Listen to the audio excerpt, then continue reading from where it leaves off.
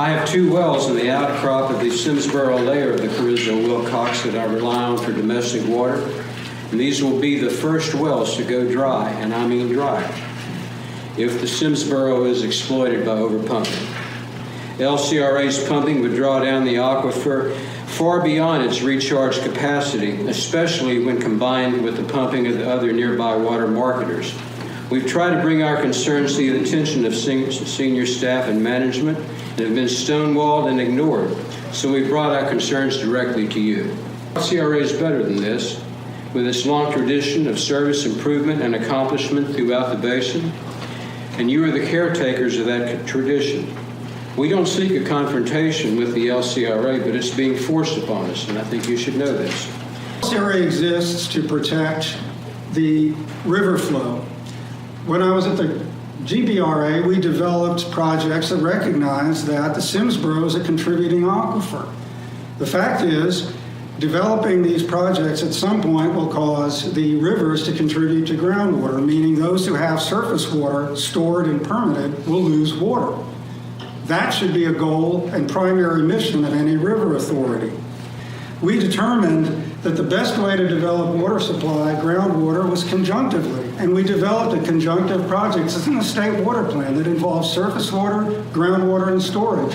And it was killed because of the desire of a handful of engineering firms and consultants to develop and market groundwater.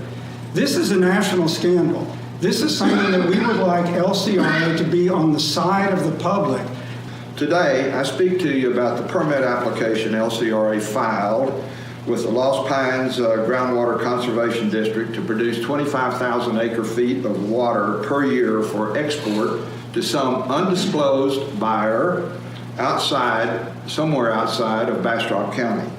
In 2014, after learning that the LCRA was negotiating at that time to buy the water rights at the Boy Scout camp, I scheduled meetings with both organizations. I asked for 2 things: don't do the deal, and if you are persisting in this, call public meetings in Bastrop County for local stakeholders and explain what your plans for the future are. Today, I asked the LCRA to withdraw its application for a permit from the Groundwater District. I have filed a protest against the granting of that permit because I believe the project would cause irreparable harm to landowners and their wells. In addition to diminishing the value of adjacent and nearby land, it would cause substantial harm to the Colorado River. I then asked him if the LCRA would commit to holding public meetings in Bastrop County to explain their plans for interested stakeholders. He said they would consider it, but no such meeting has ever been held. It is up to the board, to you people, that's what boards are for, to insist on improving performance in those areas. I ask now, as I did in 2014, do not pursue this project. Thank you. The project infringes their groundwater property rights, whether they have wells or not, and will render intolerable negative impacts on all formations of the Carrizo-Wilcox and on flows in the Colorado River. Landowners should be able to choose to conserve their water in the ground, to use it or not as they choose, to promote sustainability of our aquifers, and to not have their water sucked out from under them. Like you, I suspect we all think about what we are leaving our grandchildren. LCRA apparently believes its groundwater rights are superior to other landowners' water rights and to the well-being of the river LCRA is mandated to protect. That makes you just another water pirate masquerading as a public servant in our view. Over 100 Bastrop landowners filed formal protests as a last resort because LCRA would not work with them or with us, but none of us would pick litigation over having good neighbors, especially litigation with LCRA, whose employees on the ground work hard for us every day, and we appreciate them. LCRA's publicized need for over 3 billion gallons a year from the Griffith League morphed 3 short years later without warning into 8 billion gallons for export to unspecified users. We asked the Lost Pines District in February to have you appear and explain your new plans to the public. They told us LCRA essentially answered, that's not going to happen. That is a deliberate and intolerable evasion by a state agency. However, in the past few years, communications between the LCRA and its constituents have deteriorated. In some ways, the LCRA has become the adversary of its constituents. The LCRA's focus change from water quality to water quantity. This change has extended the LCRA far beyond its core mission and enabling legislation into its presently ill-conceived foray into groundwater marketing, taking water from under the landowner's property in Bastrop and Lee County and selling it for profit elsewhere. This puts LCRA in the same league as other groundwater exploiters such as Forestar and NDOT. I have watched as LCRA's stance change from one of concern for the health and the prosperity of the basin to one of building a portfolio of firm water available for sale. Withdraw your application and reach out to the Lost Pines District as a partnering agency in developing the science and understanding that will allow the LCRA and the district to accomplish the legislative challenge of Section 36113 of the Water Code to consider the impact of groundwater pumping on the surface water, groundwater, and existing permits. You should know, I did not want to become an activist. Yet after having lost my home in the 2011 wildfire, it seemed that I had little recourse other than to fight to continue to protect my home and the over 500 other homes in Circle D. It is profoundly frustrating that the LCRA's representatives refuse to address the concerns that we have. After Representative CRA facilitated a meeting in his offices with LCRA executives, including John Hoffman, they still refuse to resolve any of the issues that I presented. We are a long-established residential community dating back over 40 years. Our roads are not designed for heavy equipment. Placement of the water pipe to remove the water from the property, and the threat of eminent domain to the surrounding landowners.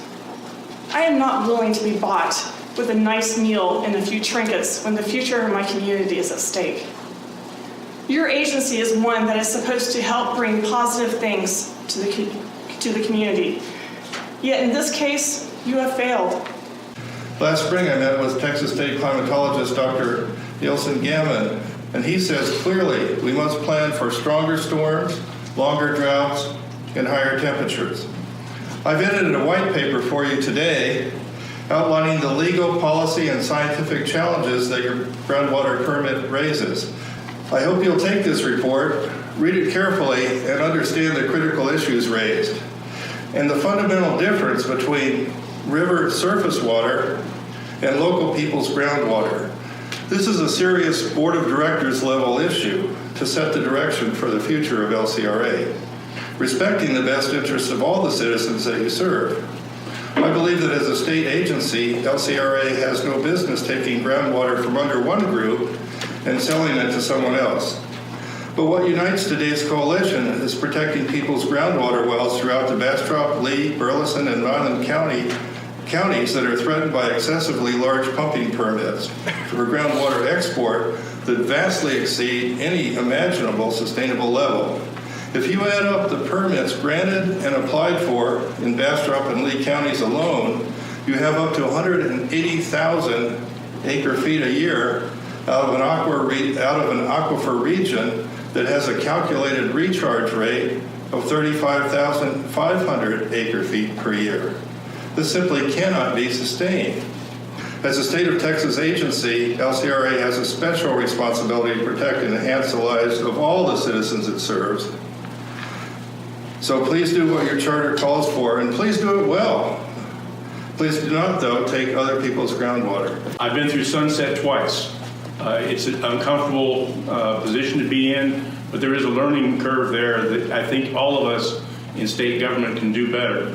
I've had a difficult time gaining a basic knowledge from your website and from other sources about what exactly is the intent and purpose for the request for the permit.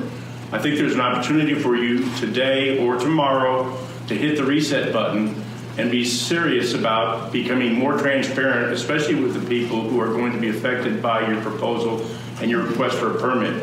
And I will tell you, hydrogeology is not an exact science. So all of these predictions that we're being given are not known knowns. But the known known that we do have is that the permits given by the Groundwater Conservation District exceed 3 times They've already given that. So there's no more water for your organization to be able to be permitted. Makes absolutely no sense to continue to permit if the permits are already exceeding what is reasonable. Who's going to restore that? Who's going to make me as a private landowner whole? We run a small grass-fed cattle operation, not far from where you're proposing drilling wells. What happens when I have permanent irreparable damage and can no longer pass my property on to my heirs or to sell my property because it no longer has a water resource? Become a better steward of the water. We can share this. We can do this together. I ask you to hit the reset button and work with us. Hold hearings in the district. Work with the people who are already permitted. Work with the groundwater conservation district, but mostly work with us landowners who purchase the right to capture the water underneath our property. Thank you for your service.